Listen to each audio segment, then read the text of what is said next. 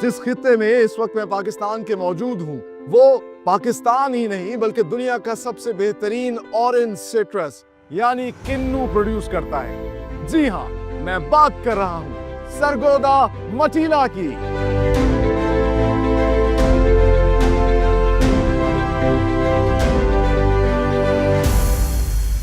ये बस अल्लाह ताला की तरफ से इस ज़मीन में ख़ासियत है कि यहाँ के जो किन्नू है ना कोट मोहम्मद तहसील का, ये इसका जायका जो है वो तुर्श है।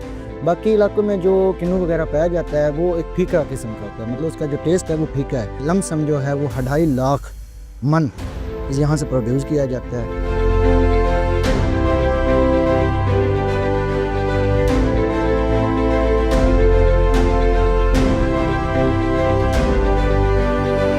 सरगोदा मटीला में तहद्दे निगाह आपको किन्नुओं के बाग दिखाई देते हैं, क्योंकि यहाँ पैदा होने वाले किन्नू ना सिर्फ पाकिस्तान की डिमांड पूरी करते हैं बल्कि पूरी दुनिया में एक्सपोर्ट होते हैं with the proud tag of made in Pakistan.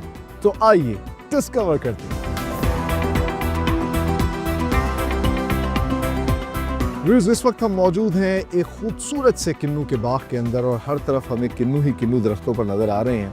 और फॉर्चुनेटली जिस शख्सियत के साथ इस वक्त मैं मौजूद हूँ किन्नू के इस बिज़नेस से मुंसलिक हैं, इनसे जानते हैं कितने बड़े पैमाने पर यहाँ पर बिज़नेस एक्टिविटी होती है, फैक्ट्रीज लगी हैं, कितने लोगों का रोज़गार इससे जुड़ा है। आपकी मुलाकात करवाते हैं प्रोफेसर असमतुल्लाह हरल से। अस्सलाम वालेकुम सर। वालेकुम अस्सलाम। कैसे हैं प्रोफेसर? अल्हम्दुलिल्लाह सर, आप कैसे हैं? अल्लाह का बड़ा करम, अल्हम्दुलिल्लाह। सबसे पहले तो माशाल्लाह बहुत खूबसूरत जगह है और ये फ़ख्र है हमारा सरगोदा का इलाका। तो ये ज़रा मुझे बताइएगा किन्नू की कब से यहाँ पर जो है वो फसल लग रही है, यहाँ पे किन्नू उगाए जा रहे हैं? किन्नू सर 1970 में हमें अमेरिका की तरफ से ना ये गिफ्ट किया गया था। उसके बाद ये अमेरिका में भी पाया जाता है, लेकिन जो सबसे ज़्यादा पसंद किया जाता है वो पाकिस्तान पे किया जाता है। अच्छा, माशाअल्लाह। तो पाकिस्तान में भी सबसे ज़्यादा सूबा जो पंजाब है, इसमें आगे एक ज़िला है सरगोदा, उसमें पसंद किया जाता है। और ज़िला सरगोदा के आगे तहसील है कोट मोहम्मद, इसमें ज़्यादा किन्नू जो किन्नू इसमें होता है प्रोड्यूस होता है वो ज़्यादा लोगों को पसंद किया जाता है। अच्छा, माशाअल्लाह। और कोट मोहम्मद में भी इस वक्त हम मटीला गांव के अंदर मौजूद तो है। हमें यहाँ मतलब सरगोदा के इर्द गिर्द हर जगह पे किन्नू के बागात हैं। स्पेशली जो तहसील कोट मोहम्मद है ना, तहसील कोट मोहम्मद बलवाल, इसमें सबसे ज़्यादा किन्नू पाया जाता है। अच्छा, तो क्या ऐसी वजह है कि यहाँ का किन्नू जो है वो इतना पसंद किया जाता है, उसका जायका, उसका साइज़ इतना बेहतरीन होता है? ये बस अल्लाह ताला की तरफ से इस ज़मीन में ख़ासियत है कि यहाँ के जो किन्नू है ना कोट मोहम्मद तहसील का, ये इसका जायका जो है वो तुर्श है। बाकी इलाकों में जो किन्नू वगैरह पाया जाता है वो एक फीका किस्म का होता है, मतलब उसका जो टेस्ट है वो फीका है। और जो हमारे इलाके में किन्नू पाया जाता है वो इसका ना तुर्श टेस्ट जो है ना वो तुर्श है। ठीक है। अच्छा, हम देखते हैं यहाँ पर माशाल्लाह मुख्तलिफ साइज़ के किन्नू होते हैं, तो कितने इकसाम हैं यहाँ पे? जो किन्नू का साइज़ होता है ना वो हम उनको डिवाइड 6 हिस्सों में करते हैं, 6 अकसाम में डिवाइड किया जाता है। सबसे बड़ा साइज़ जो होता है वो 36 है, और उससे छोटा जो है वो उससे छोटे साइज़ में उसको नंबर 48 दिया जाता है। उससे छोटा जो साइज़ है उसको 60 नंबर दिया जाता है, और उससे छोटा जो है वो 80 नंबर वाला होता है, उससे छोटा जो है 100 वाला, और उससे छोटा जो है वो 110 वाला। अच्छा वाह, ये आपने अपनी नंबरिंग रखी हुई है? जी, हमने। और सारे के सारे जो है इनकी फिर प्राइसेस अलग होती हैं? प्राइस सेम ही है। जो सबसे एंड वाला है ना 110, उसकी भी प्राइस वही है जो मार्केट के लिहाज से होगी। अच्छा। और जो 36 नंबर वाला है उसकी भी प्राइस सेम है। अच्छा, माशाल्लाह। एक तो ये किन्नू खाने के लिए इस्तेमाल होता है, और इसके लिए कौन कौन सी जगहों पर आप सेल करते हैं? किन्नू जो है वो खाने के लिए भी इस्तेमाल किया जाता है, उसके बाद इसका जूस वगैरह भी बनाया जा सकता है। उसके अलावा जी, उसके बाद इसके छिलके को खुश्क कर दिया जाए तो ये भट्टों में इस्तेमाल किया जाता है, ईंट वगैरह पकाने के लिए भी। उसके अलावा इसके जो छिलके हैं उनके सैलड वगैरह में भी इसका इस्तेमाल किया जाता है। अच्छा, जानवरों को खिलाते हैं? जानवरों को खिलाने के लिए, बिल्कुल। अच्छा, बेहतरीन। अच्छा, मुझे ये बताइएगा कि ये कौन सा इसका सीज़न होता है, क्योंकि एक सीजनल बिजनेस है, किस वक्त में इसका जो है फल लगना शुरू होता है, उतराई शुरू कर देते हैं आप लोग? जो उतराई है ना, जो फल पक जाता है वो नवंबर के एंड ऑफ दिसंबर के शुरू में स्टार्ट हो जाता है, और फेब में ये तकरीबन 90 दिन का ये टोटल सीजन होता है। अच्छा, 90 दिन तक जो है यानी कि फल उतरता रहता है, ये मुख्तलिफ शिफ्टों के अंदर बिल्कुल। जैसे जैसे रंग जाता जाता है हम उसकी तुड़ाई वगैरह करवा के आगे एक्सपोर्ट करते रहते हैं। ठीक है, फैक्ट्रियाँ ले जाती हैं। अच्छा, माशाल्लाह। भी आपने फैक्ट्रियों की बात की, ये मुझे बताइए कि तकरीबन कितनी फैक्ट्रियाँ यहाँ पर लगी हैं? इस हमारे इलाके में जो रजिस्टर्ड है ना वो 330 फैक्ट्रियाँ रजिस्टर्ड है। 330 फैक्ट्रियाँ माशाल्लाह रजिस्टर्ड हैं जो किन्नू वगैरह बागात वगैरह तोड़ के ले जाती हैं और वहाँ पे उनको वो आगे एक्सपोर्ट करती हैं, प्रोसेस करती हैं और एक्सपोर्ट करती हैं। सो कितने ममालिक में तकरीबन यहाँ से किन्नू ये तकरीबन दुनिया के हर कोने में पहुँचता है। इसमें यह है कि अगर हमारी जो गवर्नमेंट है उनके बाकी ममालिक के साथ एक्सपोर्ट के लिहाज से अच्छे तल्लुकात हों तो ये पूरी दुनिया में जाता है। ये डिपेंड करता है हमारे तल्लुकात के ऊपर। ठीक है। जो वैसे तो दुनिया के हर हर कोने के में अंदर इस किन्नू को पसंद किया जाता है। किन्नू को पसंद किया जाता है, दुनिया के हर खित्ते में किन्नू जाता है। ठीक है, और ज़्यादातर वैसे मतलब गल्फ में जाता है, यूरोप ज़्यादातर जाता है रशिया में, ऑस्ट्रेलिया में। ऑस्ट्रेलिया आपको पता है दुनिया के लास्ट में पाया बिल्कुल जाता कौन है, है, वहाँ तक जाता है, वहाँ इनके तक पास। ये जाता है हमारा। अच्छा माशाल्लाह। अच्छा एक तो आपने बताया कि ये हर जगह पे खाया जाता है, अब आपने बताया कि फैक्ट्रियाँ हैं, 330 फैक्ट्रियाँ हैं, बागात हमें नज़र आ रहे हैं। तकरीबन कितने लोगों का रोज़गार जो है इस किन्नू से जुड़ा हुआ है? जो हमारे इलाके में ये 90 दिन का सीज़न होता है ना, इसमें सरगोदा के इर्द गिर्द जितने भी गांव हैं सब का ये एक मतलब इसमें रोज़गार जुड़ा हुआ है। उसके अलावा हम तकरीबन 2 लाख तक मुख्तलिफ इलाकों से, स्पेशल मुल्तान से मजदूर वगैरह आते हैं जो इनको वो एक्सपर्ट हैं, क्योंकि उनका आम का भी सीज़न होता है, वो उसमें एक्सपर्ट होते हैं, वो इसे तुड़ाई के लिए आते हैं। तुड़ाई के ठीक लिए है। आते हैं। और फैक्ट्रियों में तकरीबन कितने वर्कर्स काम करते हैं? फैक्ट्रियों में तकरीबन 1.25 लाख 1,20,25 हज़ार लोग काम करते हैं, मुलाजमीन जो फैक्ट्री मुलाजमीन में जो काम करते हैं। अच्छा माशाल्लाह, यानी कि लाखों लोगों का रोज़गार जो है इससे जुड़ा हुआ है। अच्छा, जब फैक्ट्री की हम बात करते हैं तो फैक्ट्री में क्या क्या जनरल प्रोसेस होता है, और ये मशीनें जो हैं क्या बाहर से आप मंगवा के लगवाते हैं फैक्ट्री के अंदर या? शुरू में जो फैक्ट्रियाँ थी ना 2000 के बाद ज़्यादा लगना शुरू हुई हैं, सन 2000 के बाद। उसमें ये था कि हम जापान वगैरह से मशीनें वगैरह मंगवाते। अब तो हमारे माशाल्लाह पाकिस्तान के इंजीनियर्स वगैरह मशीनें बनाना शुरू कर दी है। ठीक है। तो अब दिन आए रोज़ ये इसमें ग्रोथ बढ़ती जा रही है, फैक्ट्रियाँ और ज़्यादा लोग लगा रहे हैं और इसमें रोज़गार और लोगों के लिए ज़्यादा मतलब आ रहा है। ठीक है। अच्छा, एक तो फैक्ट्री होगी ना जो इसको साफ़ करती है और इसको अच्छे से पैक करती है और दुनिया भर में एक्सपोर्ट कर देती है। इसके अलावा और भी कोई फैक्ट्री है जो इससे जूस निकालती हैं और उसके को वैल्यू एडेड जी हमारे इलाके में एक फैक्ट्री है, वो ले जाते हैं जो 110 वाला साइज़ वाला, आपको मैंने पहले बताया साइज़ के लिहाज से, वो ले जाते हैं, वो जूस वगैरह निकालते हैं और जो उनको पैक करके पूरी पाकिस्तान में हर शॉप से आपको मिल जाते हैं, आप जूस वगैरह पीते भी हैं वो। अच्छा, यानी कि जो सबसे छोटे साइज़ का होता है वो भी फैक्ट्रियाँ ले जाती हैं, उसका जूस बना के वो भी इस्तेमाल बिल्कुल होता है। बिल्कुल। अच्छा माशाल्लाह। कितना तकरीबन जो है ऑरेंज प्रोड्यूस होता है इस पूरे सरगोदा के इलाके में, अगर हम हर साल की बात करें? तकरीबन ये डिपेंड करता है इसके ऊपर कि आप कितनी उसके ऊपर मेहनत की है या कितनी खाद वगैरह दी है। उसमें ये होता है कि तकरीबन आप उसमें लगा लें लमसम जो है वो 2.5 लाख मन यहाँ से प्रोड्यूस किया जाता है। अच्छा माशाल्लाह, 2.5 लाख मन जो है वो प्रोड्यूस होता है। सो अगर हम नंबर्स की बात करें तो कितनी बड़ी ये सनत है, कितना रेवेन्यू जनरेट करती है पाकिस्तान के लिए? पाकिस्तान के लिए तकरीबन 1 खरब रुपए 1 खरब रुपए 1 खरब रुपए जनरेट होता है इससे। अगर इसमें ये होता है कि अगर गवर्नमेंट हमारे साथ तामन करे तो हम इसको और ज़्यादा भी बढ़ा सकते हैं। अच्छा अगर माशाल्लाह। वो हमें अच्छी खाद मुहैया करें, हमें सब्सिडी वगैरह दें, अच्छे स्प्रे वगैरह दें, कुछ अच्छी कंपनियां हमें सपोर्ट करें तो हम इसको जो इसकी प्रोडक्शन है उसमें बढ़ा कर इसकी इनकम को भी ज़्यादा से ज़्यादा जनरेट कर सकते हैं। अच्छा, यानी कि थोड़ी सी अगर सरपरस्ती हो तो ये 1 खरब से भी ज़्यादा हो सकता है और लोगों का रोज़गार भी इससे जो है वो बिल्कुल इस तरह जुड़ सकता है। जितनी ज़्यादा प्रोडक्शन होगी, जितने ज़्यादा किन्नू बागात होंगे, उतनी ज़्यादा फैक्ट्रियाँ भी लगेंगी और उतने ज़्यादा लोगों के घरों का चूल्हा भी चलेगा। अगर यही हमारे अच्छे तल्लुकात बाकी ममालिक के साथ रहें तो हम इसको मज़ीद और लगाएंगे। जिस तरह इस दफ़ा माशाल्लाह रेट ठीक है, तो अगर इस दफ़ा रेट ठीक है तो लोगों ने लगाना शुरू कर दिया हुआ है। अच्छा जी। अच्छा, तो ये जो नया बाग लगता है वो कितने अरसे के बाद जो है प्रोडक्शन देना शुरू कर देता है? वो तकरीबन 3 साल के बाद प्रोडक्शन देना शुरू कर देता है। जो पौधा लगाया जाता है ना किन्नू का, वो 3 साल के बाद फल लेना शुरू, जैसे जैसे साल बढ़ता जाता है ऐसे उसमें प्रोडक्शन ज़्यादा बढ़ती जाती है। अच्छा, और ये कोई ख़ास किस्म का पौधा होता है और इसकी भी क्या नर्सरी और ये सब आप? ये इसका भी बीज होता है, ये ना वो बीज से फिर बीज लगाया जाता है, उससे फिर छोटा सा पौधा होता है।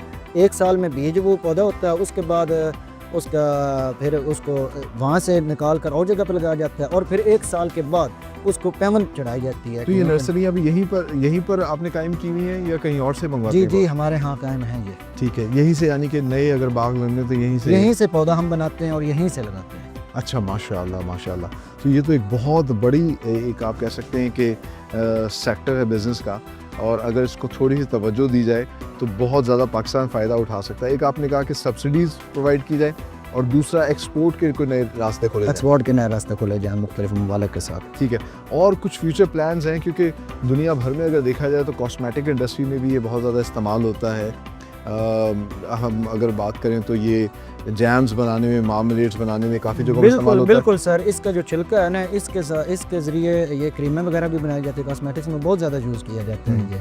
तो कुछ ऐसे फ्यूचर प्लान्स भी हैं यहाँ पर लोगों के कि वैल्यू एडिड के लिए यहाँ आप कुछ ऐसी इंशाल्लाह हम आगे यहाँ पे भी फैक्ट्री वगैरह लगाएंगे कि जो इसका छिलका है ना उसको हम वहाँ से ले आएँ और उसके जो जूस वगैरह बनाते हैं उनसे जो छिलका बचता है वो ले आएँ, उससे हम कॉस्मेटिक्स के यहाँ पे फैक्ट्री इंशाल्लाह लगाएंगे। माशाल्लाह, बहुत शुक्रिया प्रोफेसर असमत उल हनन साहब, आपसे मिलके बहुत अच्छा लगा। Welcome sir. और ये जान के बड़ा अच्छा लगा कितनी बड़ी सनत है, जिस तरह उन्होंने बताया तकरीबन 1 खरब तक की जो है रेवेन्यू जनरेट होता है इस बिज़नेस से। और अगर इसको थोड़ी सी डायरेक्शन और सपोर्ट मिल जाए, एक्सपोर्ट्स के कॉरिडोर्स इनके लिए स्मूथ हो जाएं, इनको सब्सिडीज़ दी जाएं खाद और इन चीज़ों पर, तो ये 1 खरब से भी ज़्यादा जो है पाकिस्तान के लिए पैसे कमा सकते हैं, ज़र मुबादला कमा सकते हैं। जिस तरह उन्होंने कहा कि यहाँ पर बहुत बड़ी तादाद में फैक्ट्रियाँ लगी हुई हैं, तो आगे चल के हम आपको दिखाते हैं कि किस तरह जो है ना सिर्फ यहाँ से फल तोड़ा जाता है, फिर उसको एक बड़े खूबसूरत सोफिस्टिकेटेड प्रोसेस के ज़रिए पैक करके पूरी दुनिया में एक्सपोर्ट किया जाता है with the proud tag of made in Pakistan. लेकिन हमें यहाँ पर लेनी है एक ब्रेक, आप लोग कहीं मत जाइए, हमारे साथ रहिए।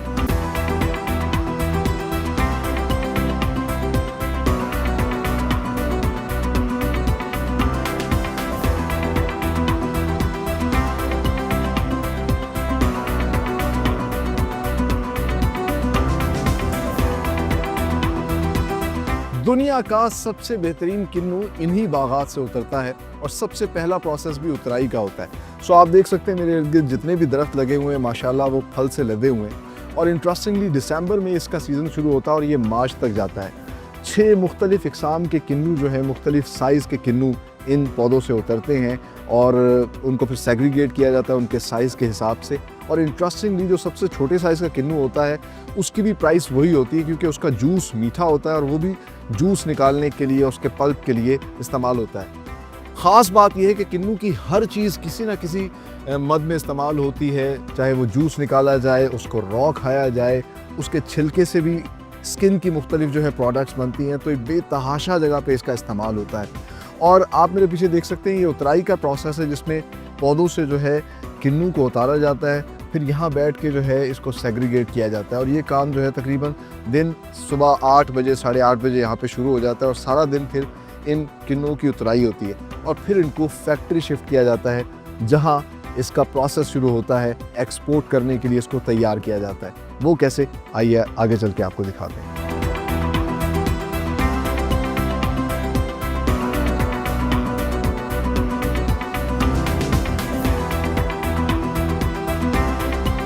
बागात से उतरने वाले रसीले ऑरेंजेस यानी कि किन्नुओं को लाया जाता है फिर फैक्ट्री में, और फैक्ट्री में लाने के लिए ट्रक्स के ज़रिए इन प्लास्टिक के क्रेट्स में इन किन्नुओं को लाया जाता है और एक क्रेट जो है तकरीबन 20 किलो वज़न का होता है।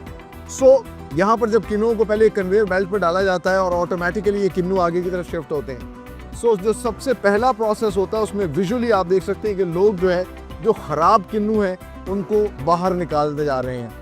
और आप देख सकते हैं कि माशाल्लाह बड़े बड़े साइज़ के एक्सपोर्ट क्वालिटी के खूबसूरत से किन्नू जो हैं फिर यहाँ से आगे शिफ्ट होना शुरू होते हैं। विजुअल इंस्पेक्शन के साथ साथ किन्नू आगे शिफ्ट होते हैं वॉशिंग सेक्शन में।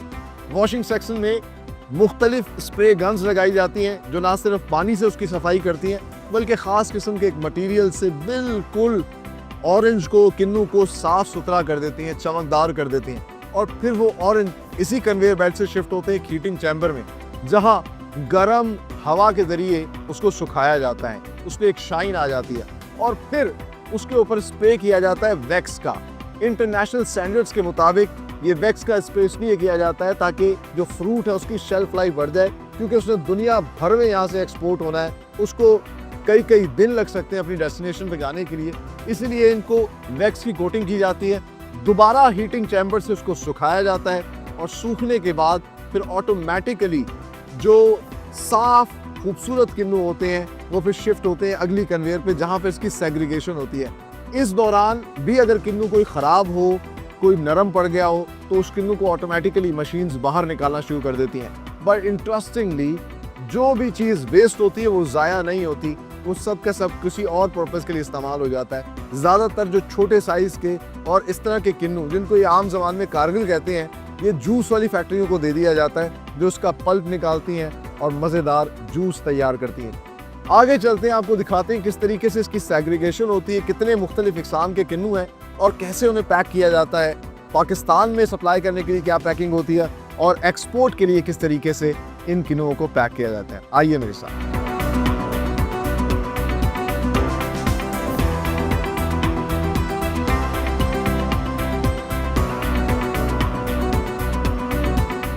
वॉशिंग और पॉलिशिंग के बाद ऑटोमेटिकली किन्नू जो है मशीन की मदद से मुख्तलिफ कन्वेयर बेल्ट्स पे सेग्रीगेट होके यहाँ आना शुरू होता है पैकिंग सेक्शन के अंदर। और पैकिंग सेक्शन के अंदर मुख्तलिफ सेक्शंस बने हैं, जिस तरह हमने आपको बताया था कि 6 मुख्तलिफ साइज़ हैं, तो साइज़ के हिसाब से पैकिंग सेक्शंस बने होते हैं और किन्नुओं को फिर पैक किया जाता है। इंटरेस्टिंगली ये सारा प्रोसेस एक ही ऑटोमेटिक मशीन पर कन्वेयर बेल्ट पे होता है। और ख़ास बात यह है कि ये मशीन्स भी अब पाकिस्तान के अंदर बनाई जा रही हैं, यानी कि ये मशीन्स भी मेड इन पाकिस्तान है। ये रसीले खूबसूरत खुशबूदार किन्नू फिर पैकिंग सेक्शन में जब आते हैं तो यहाँ पर मुख्तलिफ इकसाम की पैकिंग होती है। लोकल मार्केट के लिए लकड़ी के कार्टन्स के अंदर जो है पैक किया जाता है, जबकि एक्सपोर्ट क्वालिटी के लिए इस तरह के कार्डबोर्ड के पेपर के जो कार्टन्स होते हैं उनमें इस किन्नू को पैक किया जाता है। अच्छा, पैकिंग के अंदर भी तकरीबन हर कार्टन के अंदर 4 तहें लगाई जाती हैं और जितना बड़े साइज़ का किन्नू होगा उतना कम जो है उसके अंदर पैक किया जाएगा। यानी कि बड़े साइज़ के एक्सपोर्ट क्वालिटी के किन्नू एक कार्टन के अंदर तकरीबन 48 पीसेस होते हैं, यानी कि 4 दर्जन। और फिर जैसे जैसे उसका साइज़ छोटा होता है तो उसकी क्वांटिटी ज़्यादा होना शुरू हो जाती है। और फिर इन बेहतरीन इंटरनेशनल स्टैंडर्ड्स पे प्रोसेस किए हुए किन्नू को आगे डिस्पैच कर दिया जाता है, जो ना सिर्फ पूरे पाकिस्तान में सप्लाई किए जाते हैं बल्कि एक्सपोर्ट भी होते हैं with the proud tag of made in Pakistan. आगे चल के हम आपको दिखाते हैं किस तरीके से इनको स्टॉक किया जाता है और फिर ट्रकों की मदद से फ्रेश किन्नुओं को फौरी तौर पर पाकिस्तान भर में सप्लाई कर दिया जाता है।